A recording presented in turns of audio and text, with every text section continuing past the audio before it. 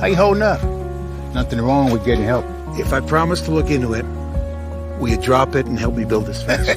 Now you need my help. If you or a veteran you know needs support, don't wait. Reach out. Find resources at va.gov/reach.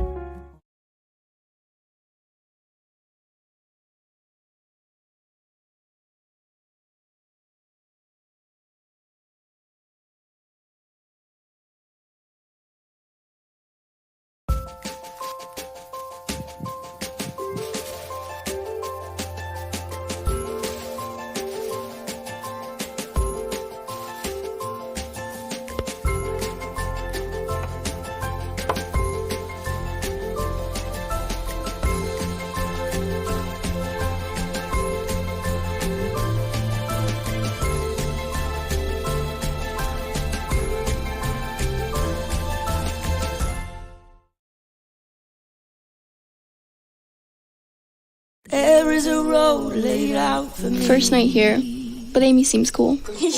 Leading down to the river. I am blind, but I need not see. What do you think? I know this road is there for me. If I'm really free, take me down to the river and walk.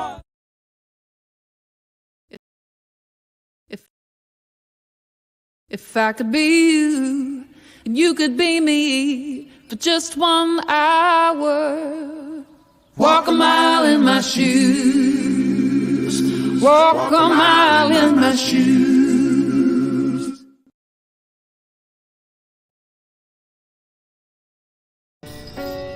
I'm a first-generation Filipino American.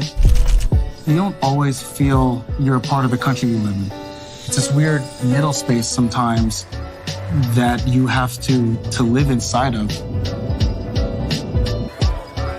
But when you meet others that are also living in that space, you'll learn to know that it's its own unique space too.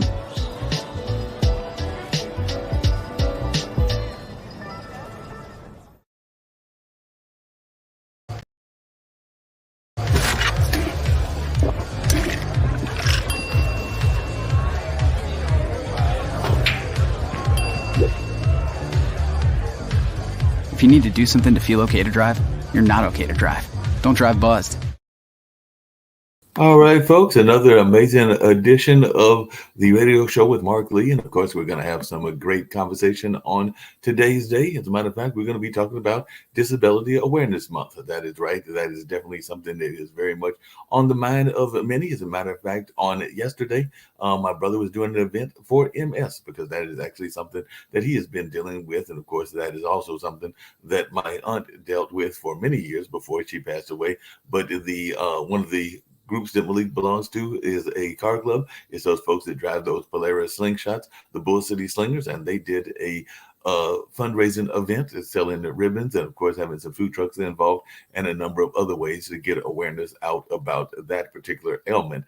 And that was taking place in the Durham area at a former mall location that will be converted at some point or another, and will probably be turned into like a mixed use development or something in that space. But the food truck rodeos were there, as were some other clubs that were helping folks raise awareness about MS, because it is MS Awareness Month also. But March is definitely Disability Awareness Month. And of course, that means that it is time for a lot of people to be paying attention to how folks are doing in that space. So I'm very privileged to have with me on today's show, Zilo Marshall, and he's going to share a little bit about what he went through, because he definitely went through a TBI. As a matter of fact, we have a show on this network that airs on Saturday called TBI Uncovered, which is somebody that suffered one of those injuries. And actually, I think hers was as the result of violence and all in that space. But Erica Renee does a show that focuses on that on Saturdays. And definitely she has interviewed a number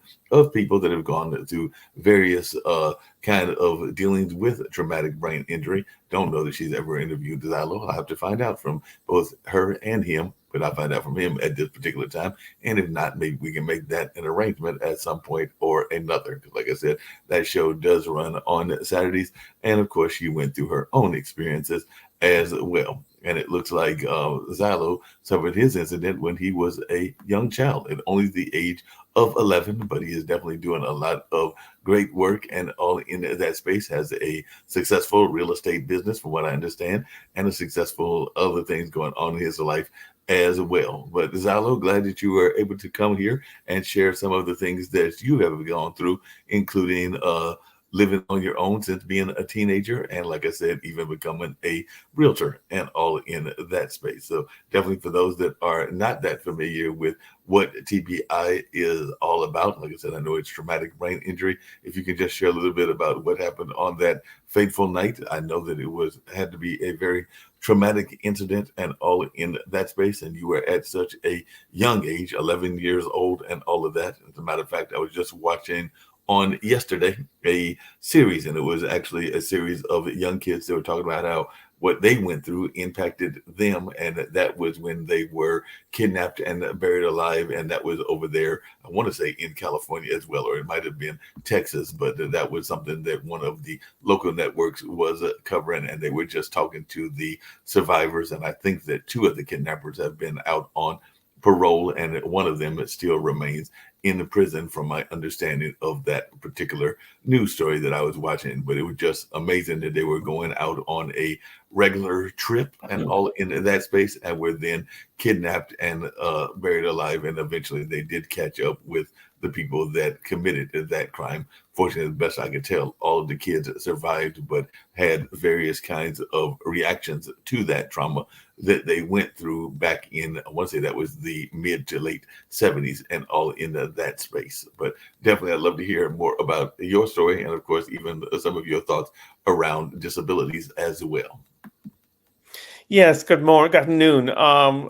My accident happened when I was 11 months old, not 11 years old. Right, 11 months. It was such a situation that that I grew up not understanding the concept of certain things, how to do things, what is appropriate and what is inappropriate, and learning those things was very, very difficult to understand, because you have to redevelop everything you developed. And I have a plate in my head, and it's difficult at times to just, you look at me now and you think of me as being normal, but behind all of that, there's this thing called a hidden disability, Right. which, unless you see me with stuttering or whatever, you don't know what the issue is until you get to know me. Right. And that's one of the biggest issues. People have to have patience and understand why someone is saying something, no harm intended, just saying it because that's all they know how to say it. So it's a No. concept issue. Yeah, that makes a lot of sense. And like you said, a lot of times people don't understand that until they get into conversations and all in that kind of space. Because, there is a element known as dyslexia. A lot of people think of that as people that are writing in opposite directions and all in that kind of space. But there is a variation of that called dysgraphia. And I actually was diagnosed with that as a older adult. I want to say I was maybe in my 30s or 40s, and had gone to some job at Goodwill. And of course, as part of the Goodwill job, there was Goodwill training. So they definitely had us go to do some different kind of counseling and different kinds of testing and all in that space. And that is when they discovered the dysgraphia. I knew that I was never much of a driver and all in that space. And I've only had one car in my life, and knew that I, even to this day, get around mostly by mass transit. And as my mom would say, well, if I want to find a place to get to it, I'll find a way to get there and everything. But there was not a notion of dysgraphia as I went through all of my college years and all of my high school years, and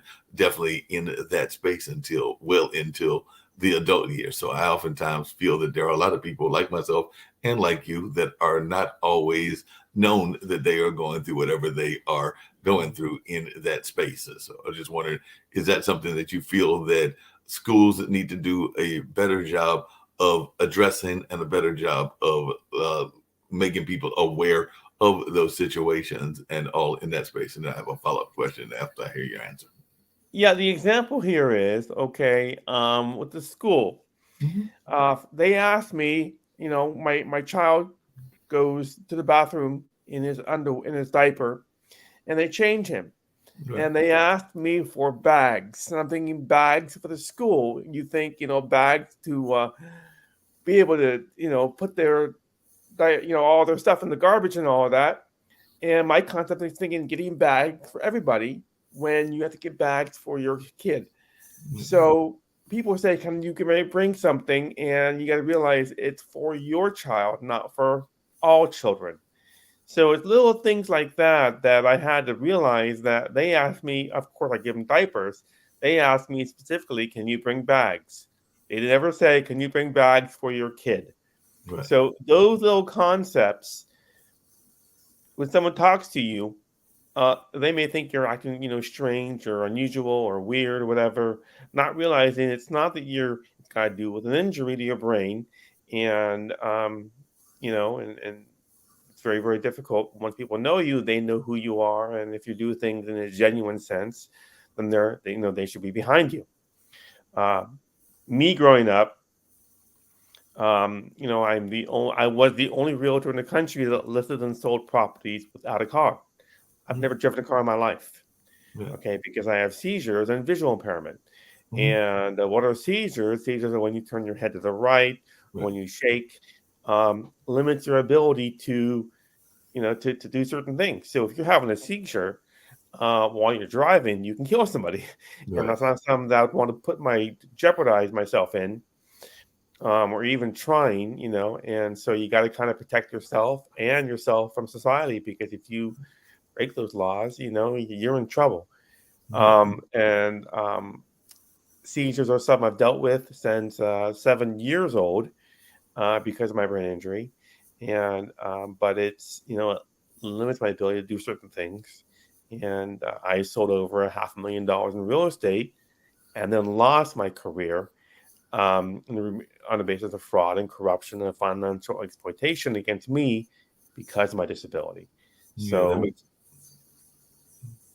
Yeah, one of the questions I was curious about along those same lines is, I know sometimes when people are in work environments, there is folks that don't always understand what the person is going through and all in that space. I've worked with a testing company, a measurement grades end of the year test and all in that space. And there were a couple of the workers there that had various things that are along the spectrum, whether that was autism or whether that was Asperger's or whatever they may have been dealing with and everything.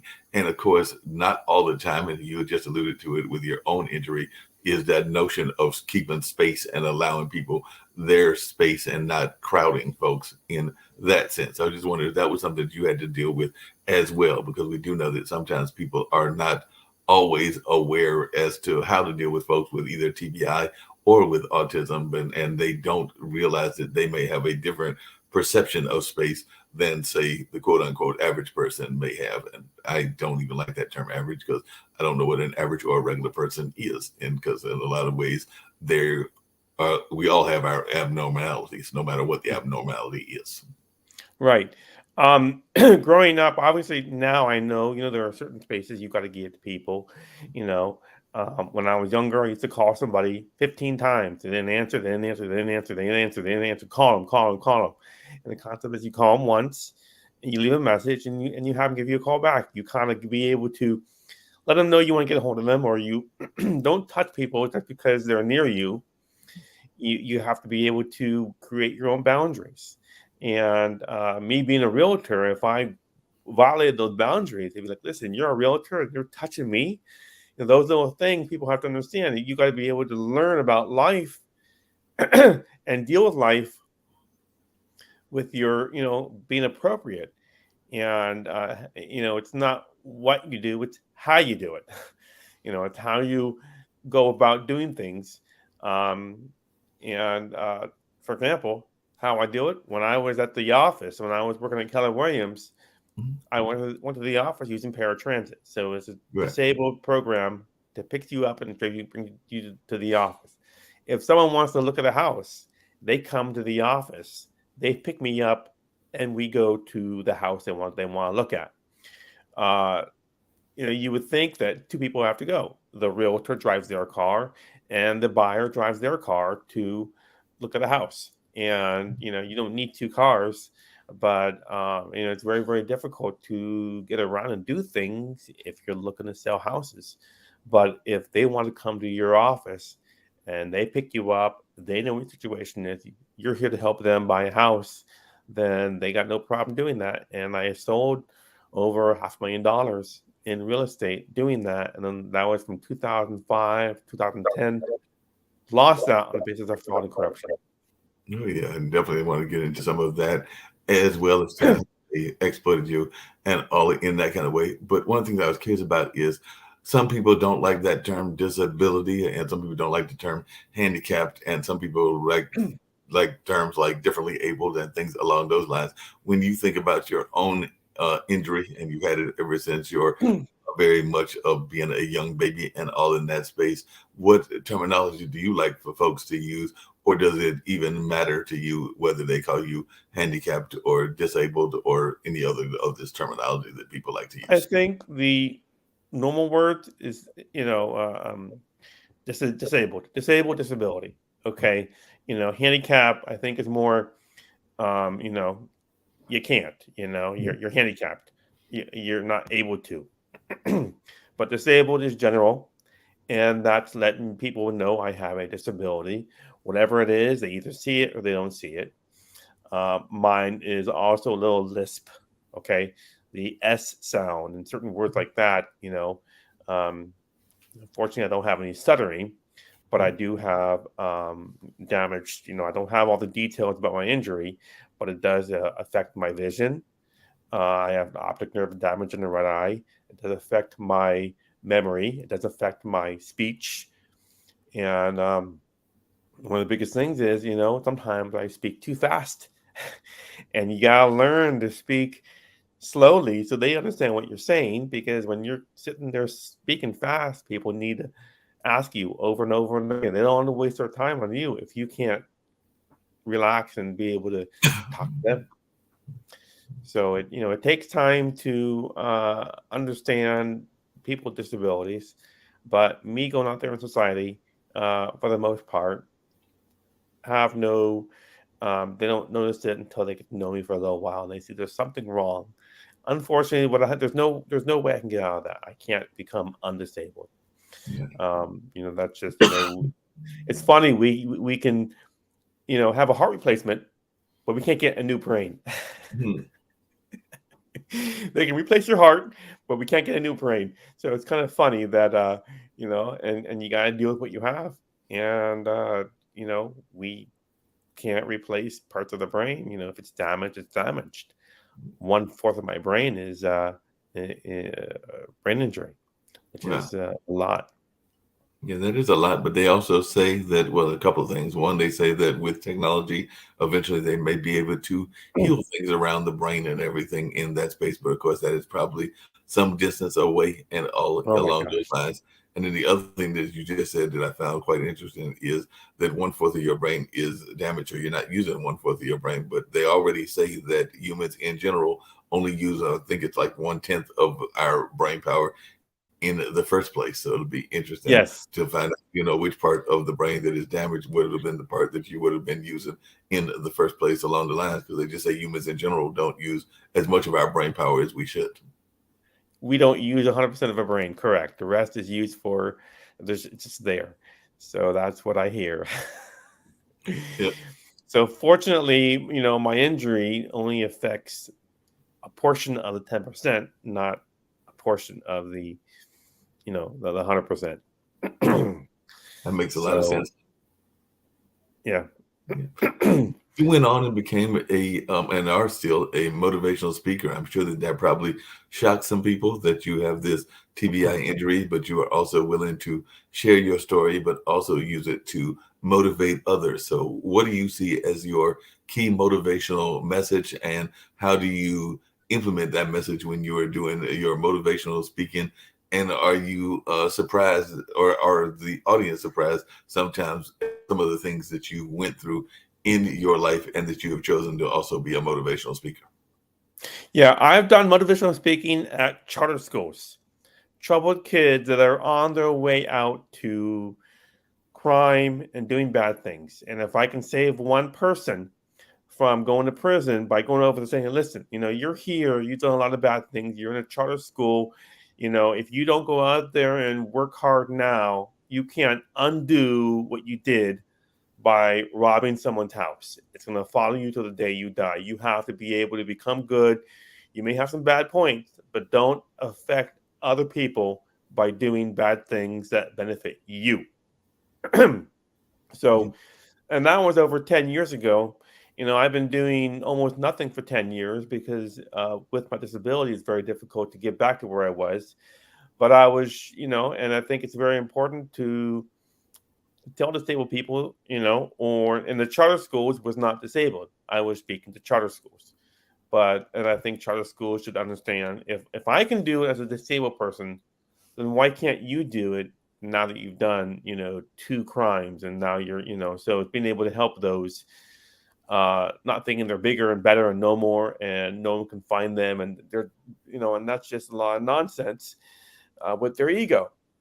And that's what I was doing before. Now, with losing everything I got because I was disinherited from my grandfather's $80 million estate on the basis of fraud and corruption, I am working on other areas in regards to speaking about that issue because, again, being taken advantage of because of your disability is terrible to do. You're disabled, so you can't. You can't do this, you can't do that.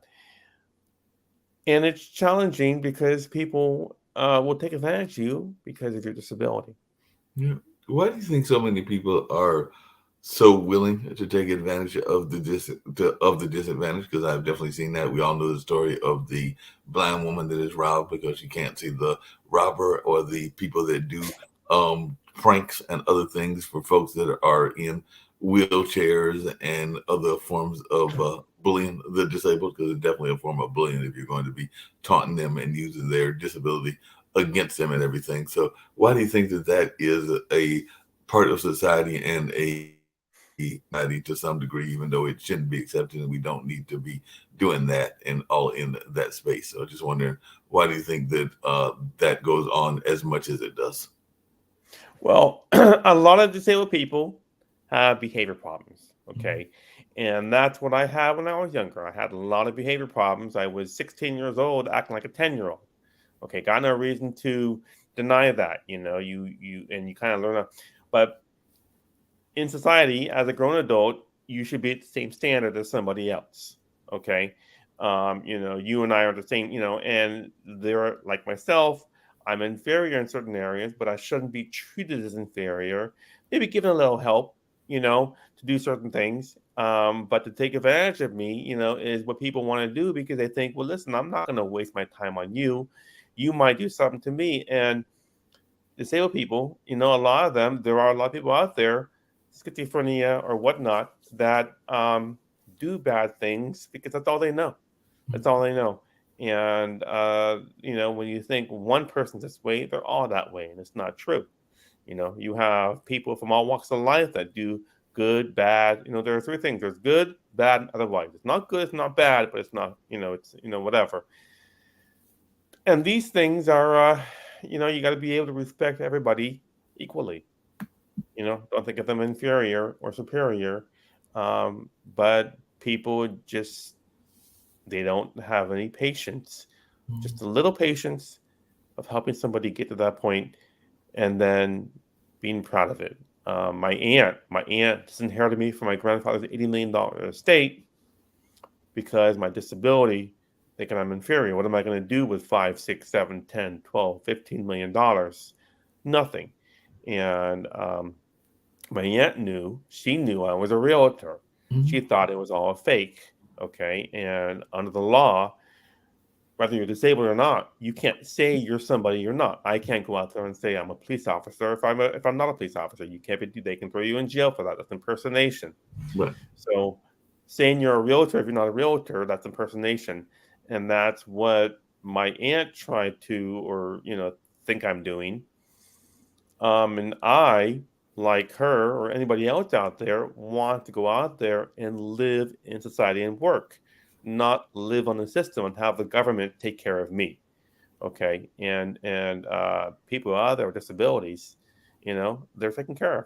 The government gives them money, and that's that. But they're at a standstill because if they go and do something, get a job or get somewhere, and they fail, they lose their disability, they lose everything they have, and then they'll be on the streets or whatever. And that's where I'm at.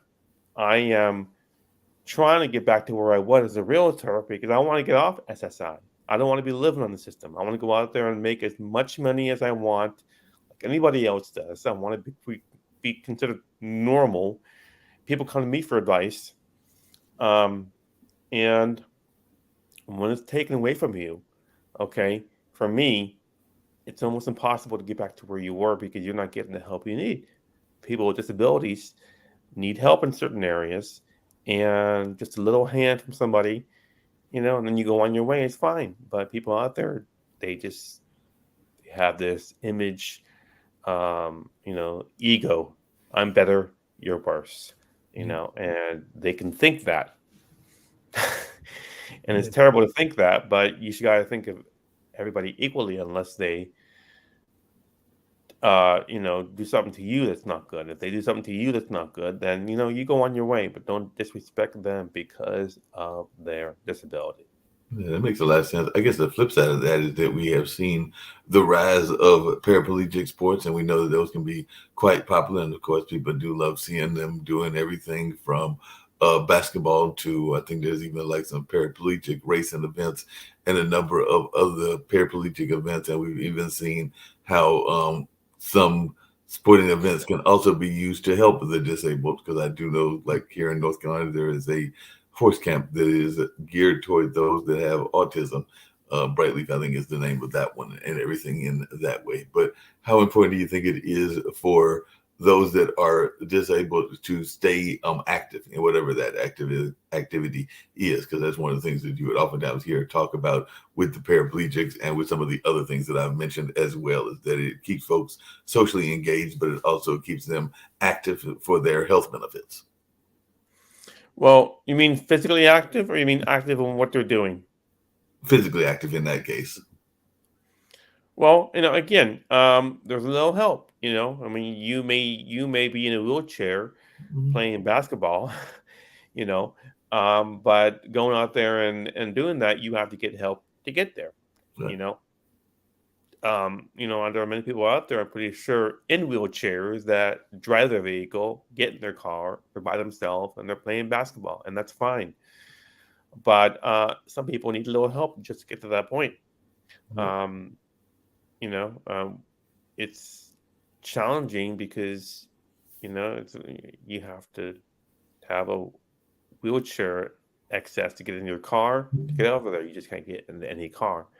So it's the help from a car, it's the help from a person, it's the help from a device to get to where you want to go. For me, it's the help of people. If I'm doing the right thing, I think it's very important for me, if I'm not deceiving people, to help me get to that point. And that's where I was. I was working on getting over there. For example, my trustee, Dr. Dinadell, I'm not sure if you know who he is.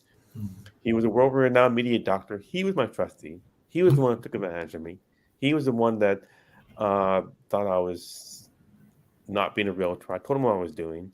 And because he's a doctor, because he's known worldwide, he's superior, he's bigger and better, and I'm inferior. And that's what got me back to where I was. And it's challenging to get to that point because he took advantage of me because of my disability. Definitely. Just to backing up on the accident when you were a baby and everything, were both of your parents killed in that accident, or did they survive, and how many other people were involved in that accident when you were a youngster? And because I did hear you mention your grandfather, I believe it was, so I'm assuming that he must have done some of the caregiving and caretaking of you as you were going into childhood and through childhood and into adulthood. Yeah, me, I was in a car. I was in a bug car, 1970s bug car. And I was in the front seat, and I was in the crib, and my mom hit a tree, and I went through the windshield of a car. My mom didn't die. She hurt her ribs, and I had brain damage, as you saw in that uh, letter that was written about me or intake, that I was unconscious. And so that's what happened. My mother died when she was murdered in 1989. I was 14. And after she was murdered, I got the support and help from my grandparents. They're the ones that helped me to get to where I was. And without them, I wouldn't understand life as I would now, because I didn't get the advice and help and support that people would help you get to where you were at. So me growing up, I wasn't very close to my dad. We didn't have a meaningful relationship. And despite my disability, I'm still thought of as inferior, even by my own father, inferior, that I'm less than because of my disability. Well, that, and you had earlier talked about how some people had abused that, and even that caused some problems in your work environment. And I'm sure some of the folks that are watching and listening would like to hear your take on that as well, because we do know that in a lot of different ways, people can be exploited even in their work environment, whether that's as a realtor or whether that's in an office environment. Because I do know that sometimes people have even been passed over for jobs because they were felt to be inferior, or they were felt like they could not do it as well as some of the other people that were in a similar job, even though some people might be smarter than those that got the job, and all in that way. So I just wondered if you could share a little bit about your own experiences and your thoughts about fairness in employment and employment fairness in general for those in the disability community. Yeah, I have not worked for a job. I used to work at Long's drugstore when they were in business a long time ago. And then I was working as a realtor. Many buyers didn't want to use me because I don't have a car, I don't have this, I don't have that. So they didn't want to waste their time on me, which, you can't please everybody. And so, but there were people out there that say, hey, listen, this guy's helping me buy a car or buy a house, and I'll pick them up. And so, yeah, there are people out there that don't want to waste their time picking up a realtor. Usually the realtor would drive the client over to the house. Right. And so, there's the problem, I'm going to have to pick up a realtor and bring him to a house. Why can't he pick me up? So it's right there with that issue right there. But most people that I worked with as a realtor gave me the respect, told me I was working hard, or told everybody I was working hard, and was impressed and astonished that I'm going to work as a realtor, selling property without a car, and having little experience, and working my way up, getting to that point. There's a lot of documents you got to read and understand. And for me, I have to read and reread and reread and reread. And that's the issue, having to understand what you're doing. There's understanding how to do something. You're at the store, you put the groceries on the shelf. That's just common sense. Right. But when there's a document you got to read, you got to understand so that you can explain to people what this document means and what's it for and all of that. And that's what I was working on to understand. Some people, they can just read the document and there you go. For me, I have to understand, like I said, about the bag for kids at school. Right. You need the bag for just your son. That's just one concept of, what does this mean? Does this mean, what does this document mean exactly? And that's what I was working on to get to that point. I mean, a lot of documents you got to read and understand. Takes time.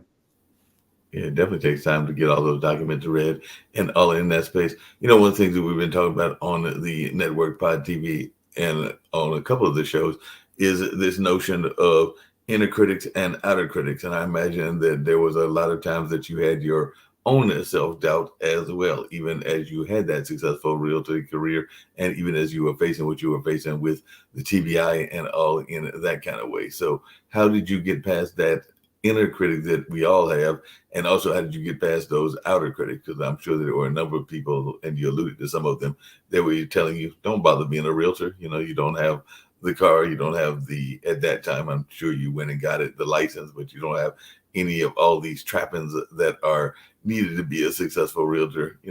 Stick around, go bag some groceries, go do something along those lines, but don't try to become a realtor because you're not going to be successful at it. So I'm sure you had both that inner voice and that outside people that were telling you things like that. So how did you as an individual deal with that, and how do you use that to motivate others that are going through similar things in the disabled community? Well, if people don't respond to you, other realtors, they don't want to be around you, I'll just let you know. Okay. They're not going to tell you, listen, you don't drive a car. They're not going to speak that way because that's just unprofessional. Right. And those that were around me had the compassion, understanding, and patience. They asked me, if you need anything, let me know. And I got that a lot because I was working hard. I was a realtor. I wasn't just bagging groceries at the store. I was a realtor. And so they gave me a lot of credit because I got to that point. And I told people I had to go through the test four times just to get my license to understand. And again, people that have this image about me, I just did okay. I don't need to worry about you and think about you or deal with you. I'll just go on to the next person, because there may be some realtors I was working with that just, hi, how you doing and all of that. And they just went about their way, and I can't make everybody perfect or make everybody feel like we're equal. So they, but the majority of the realtors were working with me and always asked me, if you need any help, let me know. And a lot of them that we were selling the property as a team. Mm-hmm. So usually it was a woman, and she and I worked together, and she went out and did something, I did something else, and we sold the property. So we did it in that way, and there were, again, only 5 properties I sold by myself without anybody. And it took me several years to just do that by itself, whereas somebody else, it would take them take them a much shorter time. You read it, you understand it, you get a little help, and then you're on your way. For me, it doesn't happen that way, and I got to that point and lost it within 1 year of becoming successful. Yeah, that's a great thing that you became successful in that kind of space and all along those lines. Do you think that our school system is doing a good enough job of dealing with folks with different abilities and disabilities in general, whether they are seen or unseen disabilities, or is that something that you would like to see be done better in the sense of maybe having the better access with the school system, just education in general? Well, you got a kid growing up in two lifestyles: the lifestyle in school and the lifestyle home. Okay. And so your lifestyle home will affect your lifestyle in school. Okay. Because you may be doing things that are inappropriate at school, but you may be treated that way at home, and there's no way you can change one way or the other. It may be a great school, but the parents yell and scream at their children, and then they go to school and yell and scream at other kids. So it's very, very difficult. But and again, I'm assuming some kids, they end up in charter schools, they've been treated that way their whole life, and now they're that way their whole life, and will end up, if they keep on acting that way, even criminally, in prison. And the fact behind all of that, many of that, is your lifetime outside of school. My father was very abusive, and I got out of that situation and became somebody without the support of a mom. And I could have very well been this disabled guy. As an example, I'm disabled, so I can do whatever I want, and that's not how it works. You're disabled or not disabled. You got to be treated or treat other people equally with respect. Yeah, that makes a lot of And sense. parents, even some schools, kids are learning about life because of the way the kid at the school treat them. So this is the only life they know. And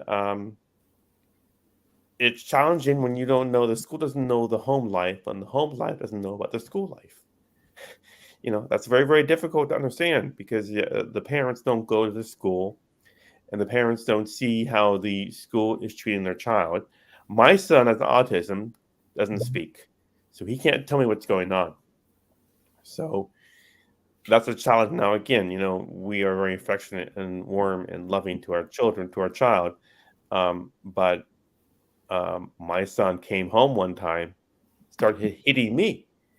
And I asked him with the school, and the school, from what I hear, one of the other kids hit him and he started hitting me. So he thought it was okay. So getting out of that situation, he learned that you don't hit people to get what you want. And that was like maybe 3 years ago. He came home a few times, just hitting me. And because he was at school, you can't see what's going on, you don't know what's going on, and that's how I found out he was being hit, because someone hit him. And that was a long time ago, but we're not in that school anymore. Yeah. Yeah, it makes sense. How much I had seen one of the charts that was active on your Facebook page, and it was talking about I guess the population that isn't disabled is like 79%, and I think it's like 8% is disabled, and I'm seeing epilepsy has got like 1%, and traumatic brain injuries 2%. I can't see what the other item is, but it looks like it's got a large chunk of the population as well that's in the disabilities part of things in that way. But is that from a world study, or is that the United States, and is that a fair representation? Because it also doesn't say what date this was on, but it looks like it was something you posted maybe yesterday or something along those lines. Okay, well, I believe it was on LinkedIn, but that was what I found out online. I put online, how many people have a brain injury. 2%. How many people, and again, a traumatic brain injury can be a car accident. It could be dropped from a ceiling. It could be anything, Right. not just through a car. But it's all what I found out online through what they showed online. And that's where I got the facts to identify that. And then I had somebody help me create. And again, we call it a one sheet, which identifies what this is and who we are and what the objective is and how we want to make this happen. Um, so it's a very small percentage. It's a lot of people, and we're talking more or less about the U.S. Right. 350 million people in the country, and this percentage of that, millions or at least 500,000 or something like that, deals with disability, and it's very hard for people to understand why without understanding who they are.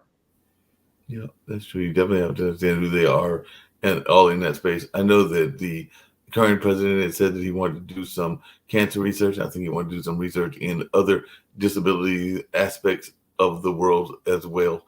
And of course, definitely there's a lot of money poured into medical research and all in that kind of way. Do you think that that is money well spent, or do you think we need to spend more money on things to help those in the disabled community?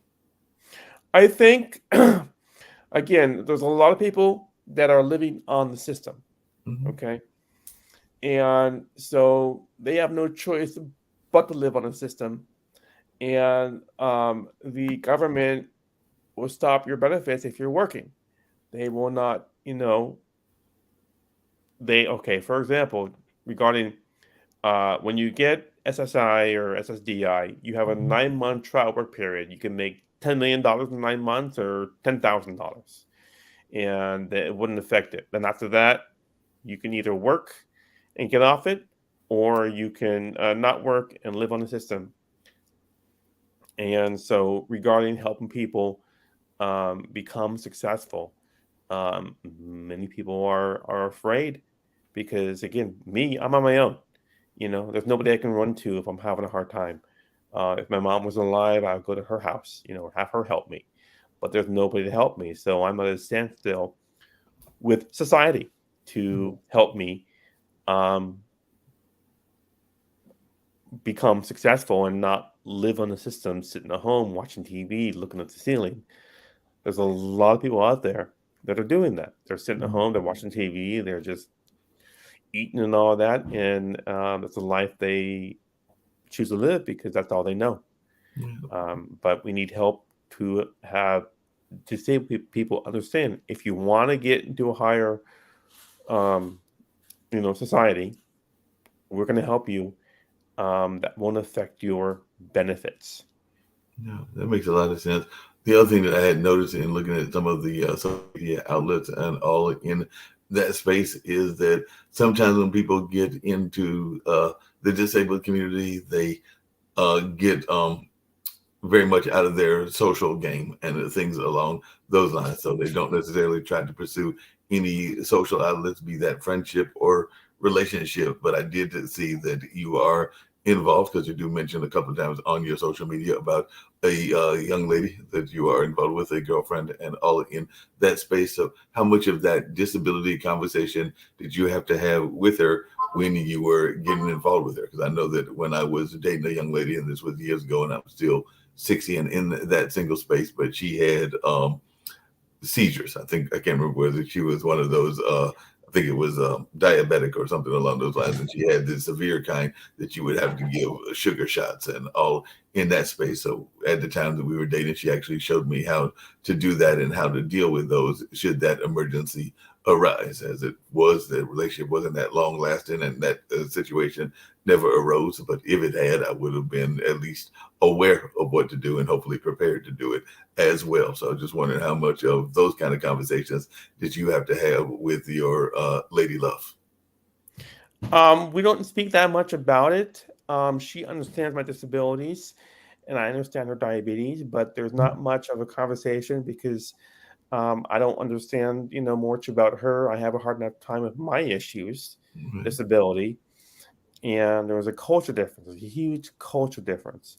So, there are some variations that, you have to be able to deal with it yourself because there's a culture barrier, and nothing wrong with that, but we don't discuss that, that much. I deal with my disability, and she understands that, and she deals with the diabetes, and I understand that, and that's much where we're at.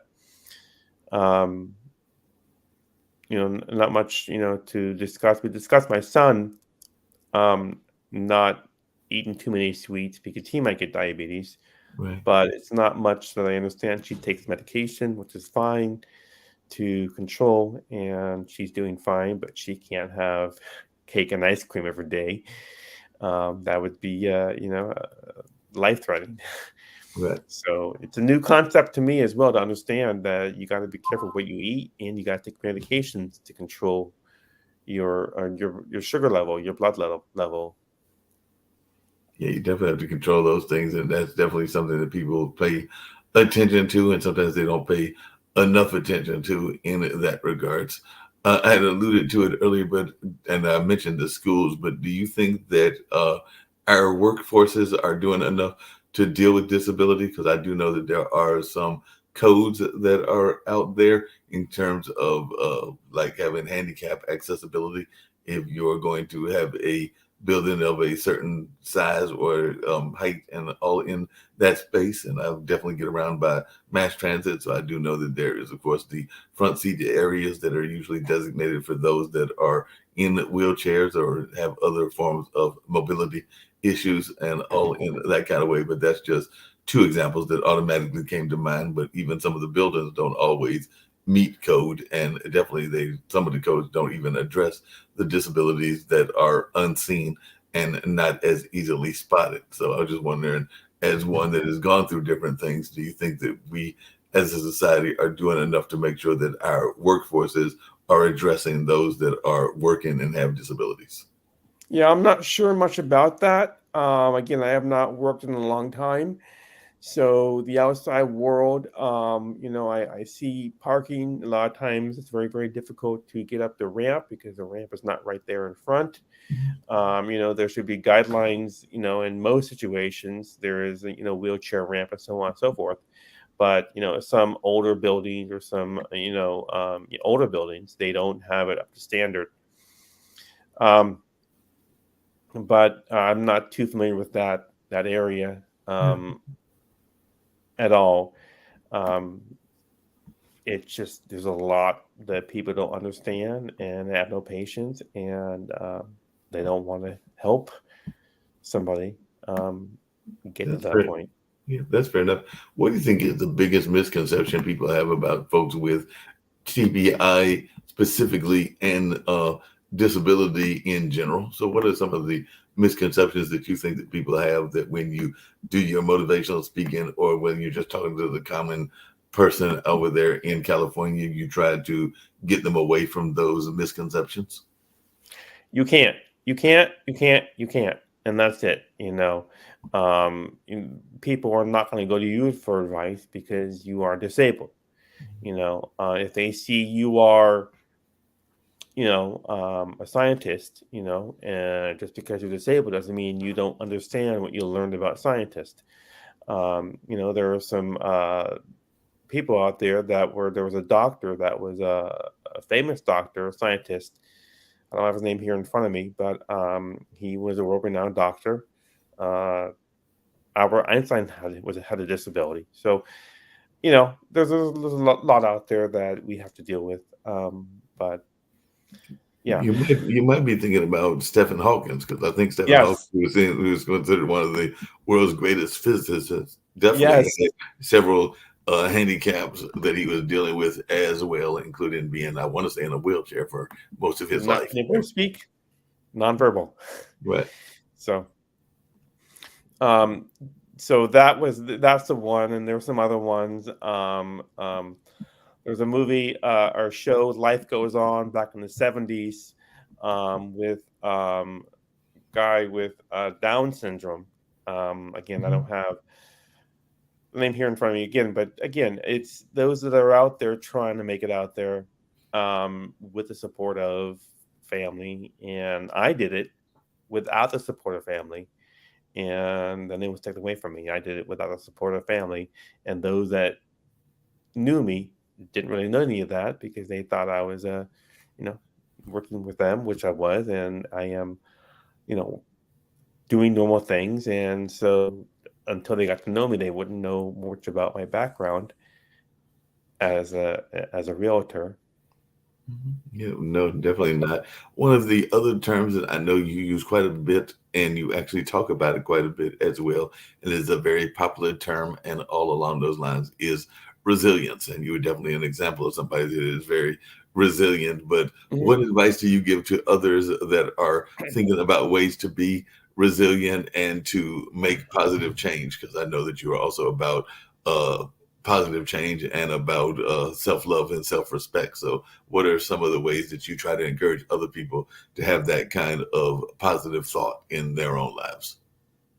Well, resilience means, when you hear no from one situation, you got to try it from another situation. When you hear no from one person, it doesn't mean that there's nobody else out there you can ask. It just means that this person you can't work with, and there's always somebody else. I mean, with 8 billion people, there's always somebody else you can go to for advice on something, and it's being able to find the right people to go um, to get that advice from.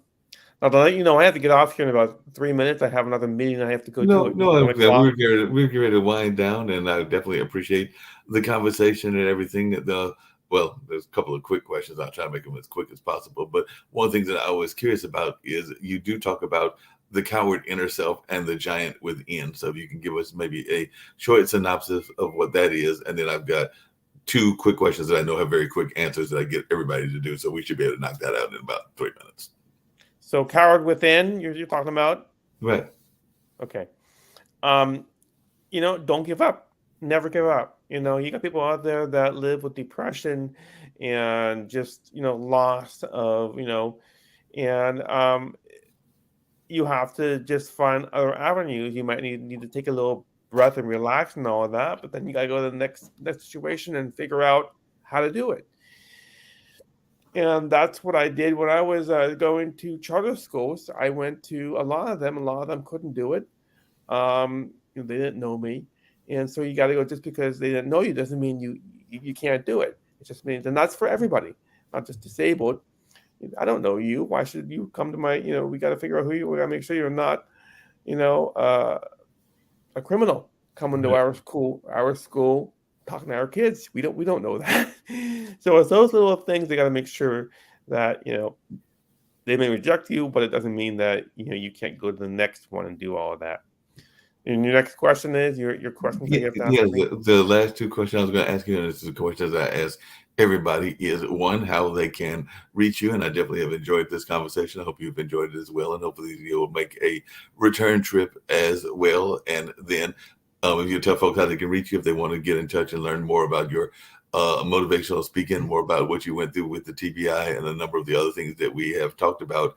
And this is a global network. Pod TV is. So one of the things that I get everybody to do, no matter what part of the world they're coming from or what part of life they're coming from, as well, is share a little bit of a message of positivity and hope for our entire global community, because we do know that the world is going through all kinds of troubles, whether that's the war in Ukraine, whether that's the pandemic that we are supposedly slowly sliding out of, and a number of other issues. So any message of positivity and hope that you want to share, how they can get in contact with you, and if you want to share your insights on California and that part of California that you're from, where you said that the weather has changed as well, we can go out with those three things. So the weather. Yeah.